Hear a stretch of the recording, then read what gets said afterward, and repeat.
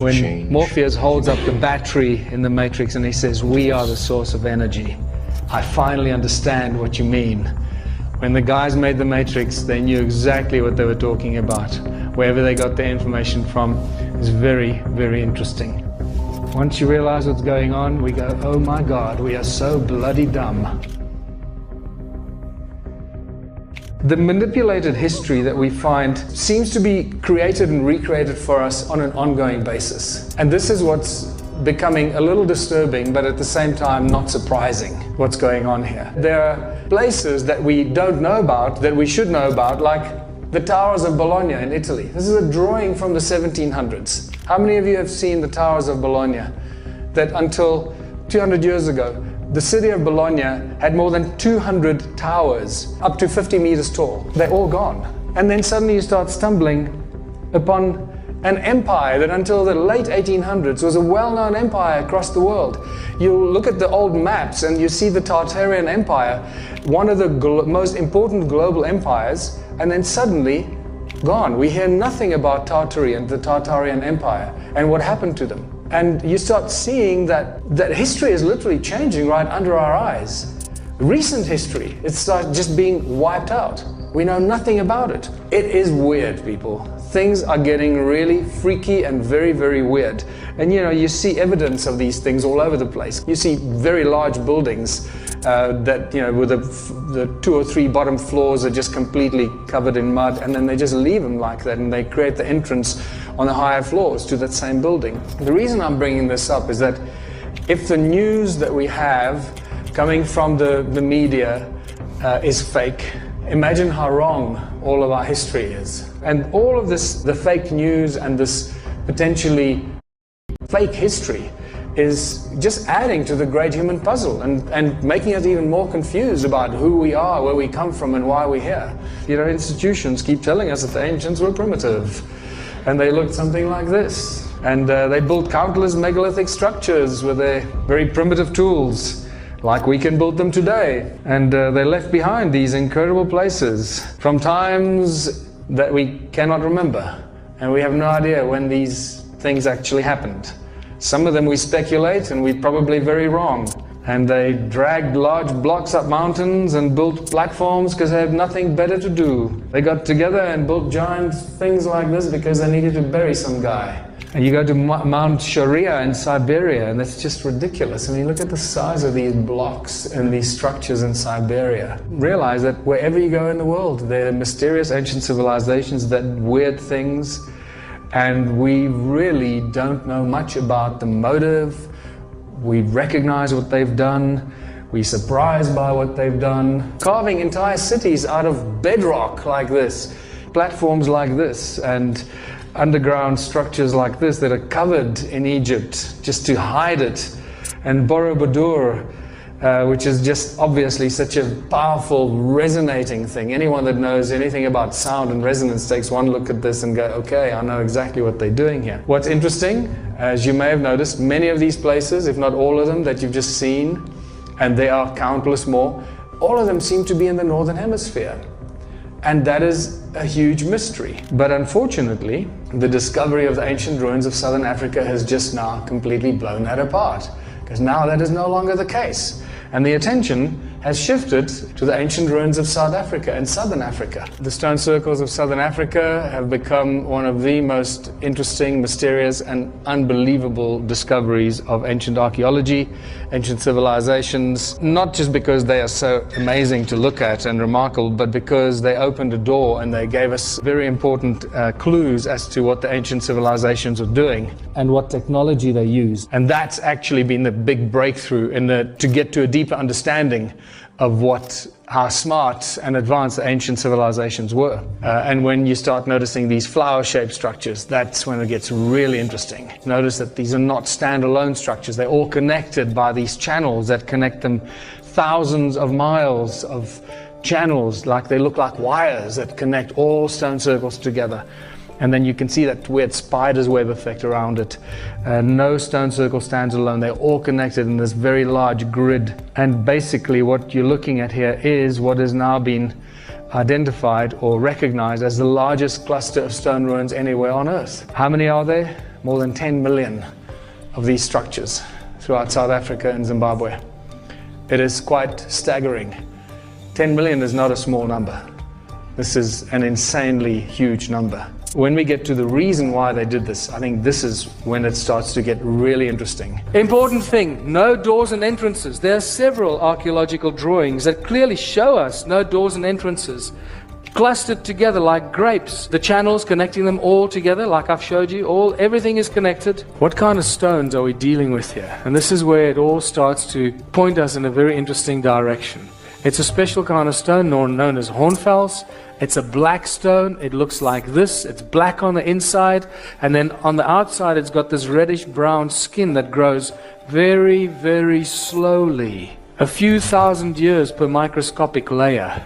That's how long it takes for this patina to grow. So if you've got tools or artifacts made out of this black rock, and the tools and artifacts are covered in patina, then you have to assume or conclude that the tools and artifacts were made a long, long time ago, not just a few hundred or a few thousand years ago, because that's not how the patina grows. So the patina in this is a very important way for us to not evaluate exactly or date the stones, the tools, but to give us an idea of how old they are. And we know that based on that, they're very, very old. The other important thing is that the stones ring like bells. And it was really at the moment that I discovered that these stones have acoustic properties and they ring like bells that everything changed. I no longer looked at the stone circles as cattle kraal or dwellings.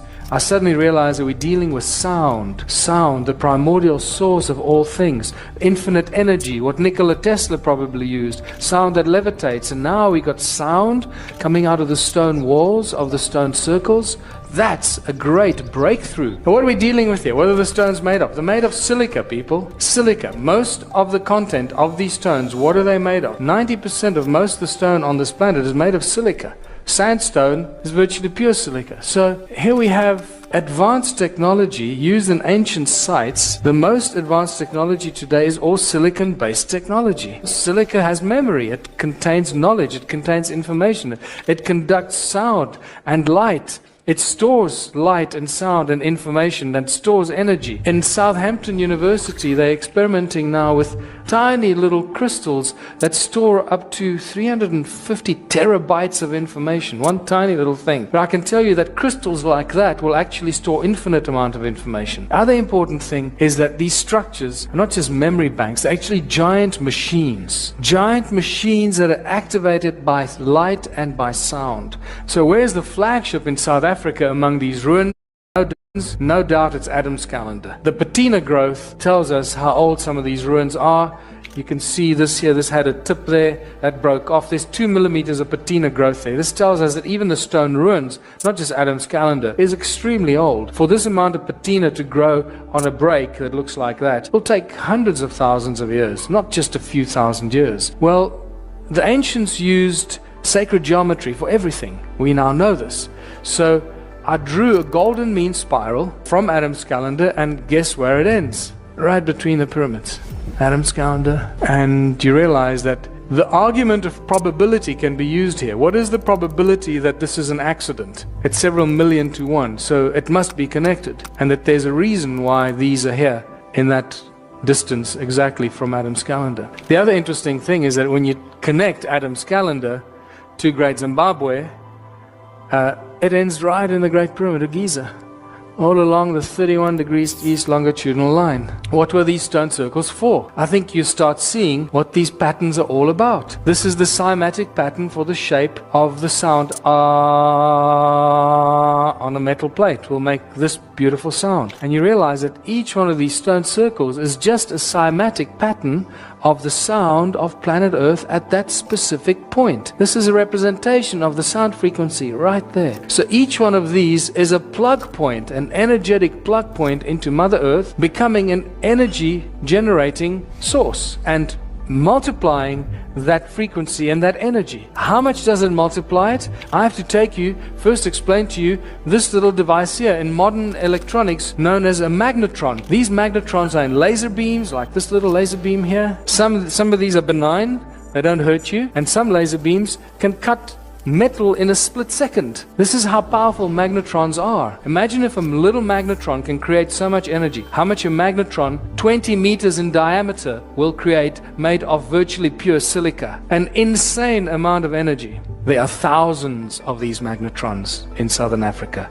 Thousands. So now you can start imagining how much energy they were creating, and a huge energy grid that covered large parts of southern Africa. And the interesting thing is that this energy grid is still alive. It still gives us insane amounts of energy because we've measured it. We've measured electromagnetic waves, the sound frequencies that come out of them, the loudness of these sound frequencies, and also this thing called heat signature. The heat signature is the average temperature of 200 meters below the ground. The heat signature tells us that at 80 degrees, if you measured the heat signature 80 degrees, it'll tell you that you're standing on top of a volcano. So just keep that in mind. Then we got to Adam's calendar. As you enter, this is the circle that you see from space. As you walk into this imaginary circle, the heat signature is 9.5 degrees. As you walk into that circle, there's no circle. It's an imaginary circle. It shoots to 77 degrees. It's like literally 9.5 degrees, 77 degrees. What the hell's going on? Something strange is going on that we don't understand.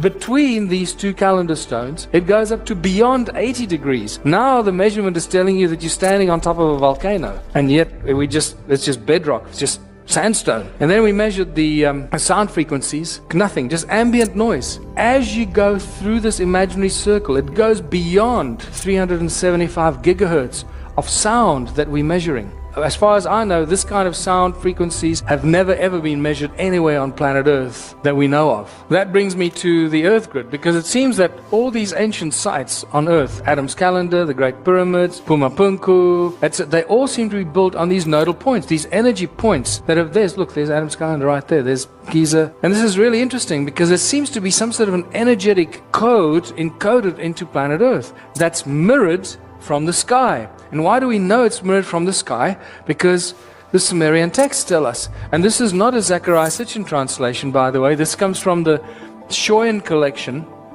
And this is what it says. In the distant days, in those days after destinies had been decreed, after An, who was Anu, and Enlil, his son, had set up the regulations for heaven and earth. That's interesting. Regulations for heaven and earth.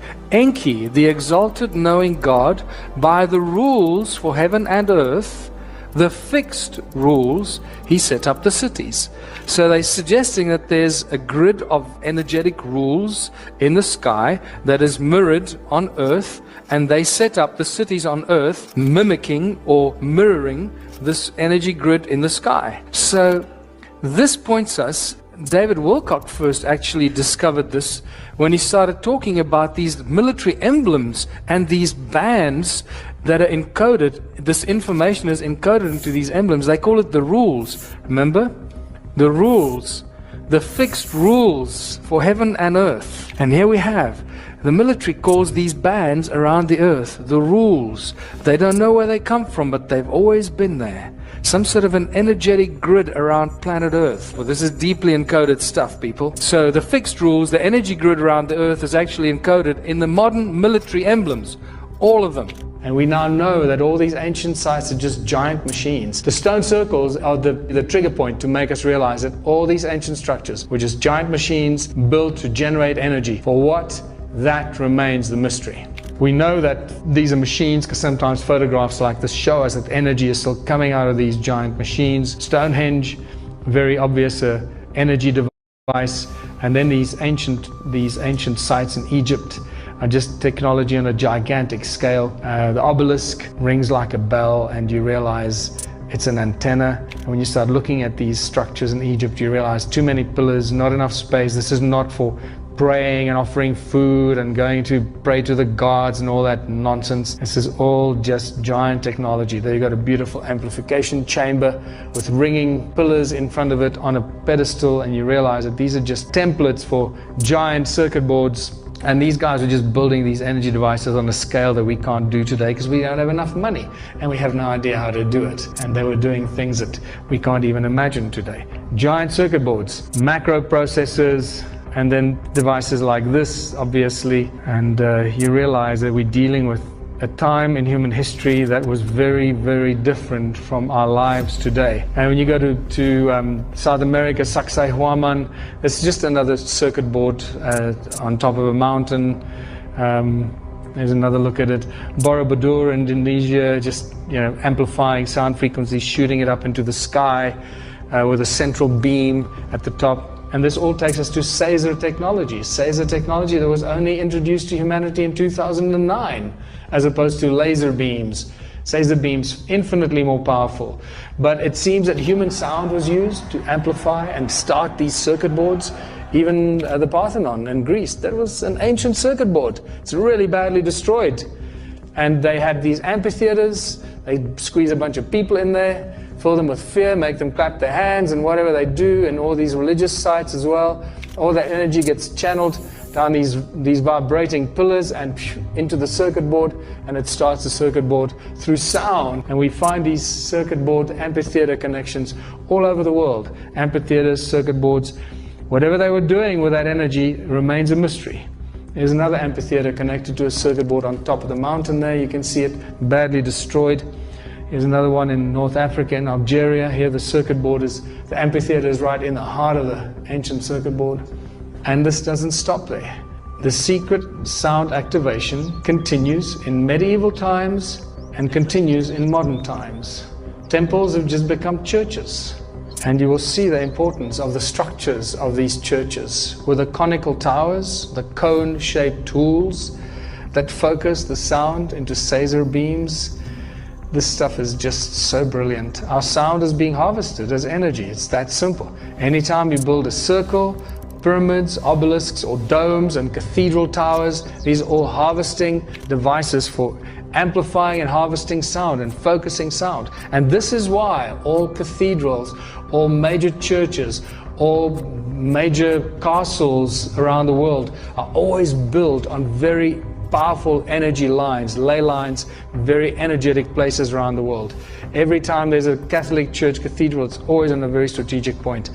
And this is why the mystery of the medieval cathedrals is such an important thing to crack. Architects today just marvel at how these guys built it. With the tools they had in the year 1000 or whenever it was 10 something, when they built these in the 10th, 11th, 12th centuries, we couldn't build it today with those kind of tools. We'd struggle to build it today with modern tools. This is just spectacular. Have a look at the inside. It's so obvious what's going on here. Giant acoustic chamber with a dome on top of it, with vibrating pillars from the resonance of the people clapping their hands or the fear or shouting or singing, whatever they were doing, going up these pillars into the dome.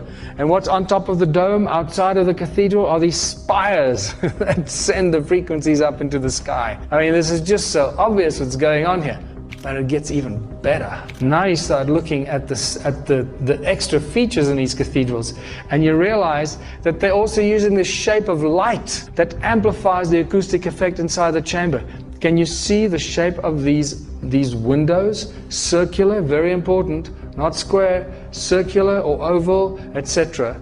And we start seeing very obvious magnetron-shaped windows. And once you know and light and sound are inextricably connected, if you send light through a magnetron shape, it will create a magnetron effect. The shape of the window will take the frequency of the light and amplify it because it's in the shape of a magnetron. It's spectacular. So the light from outside goes through the magnetron structures into the church, into the cathedral. It amplifies it because the cathedral is just an ambient chamber.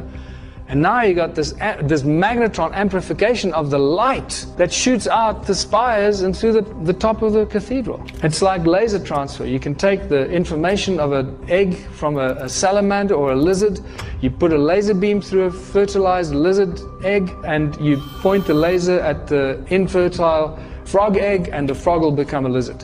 The light takes the information and deposits it from one to the other. That's what happens. The light comes in through the window, takes the information of the light and amplifies it inside the chamber. Magnetron-shaped windows in cathedrals is suddenly a dead giveaway that this is very, very advanced technology that we're only waking up to now. Once you realize what's going on, we go, oh my God, we are so bloody dumb. We are just like literally lambs to the slaughter. We're just being lied to, abused, eaten, slaughtered, tortured. This is a woman by the name of Annie in Sweden that took this picture of a church. Look at that beautiful torus. Look at the energy coming out of that, creating a torus effect. As every now and then it just shows itself to us very obviously, and we suddenly realize that city grids and cities are just the modern day circuit boards generating huge amounts of sound. Human beings never stop making a noise. Cities are constantly noisy, keep pushing up sound into the sky through the high skyscrapers. We are sources of energy because we never stop freaking making a noise. And suddenly, when Morpheus holds up the battery in the Matrix and he says, we are the source of energy, you go, I get it, dude. I finally understand what you mean. When the guys made the Matrix, they knew exactly what they were talking about. Wherever they got their information from is very, very interesting. And that brings me back to places like Bologna. These hundreds of towers that have now been destroyed, gone. This is a very, very early picture of Bologna with many of the towers that have already been gone. But look at the early image, the drawing from 1700s of Bologna. There's a dome over the city. There's a wall and a dome over the city. What's going on here?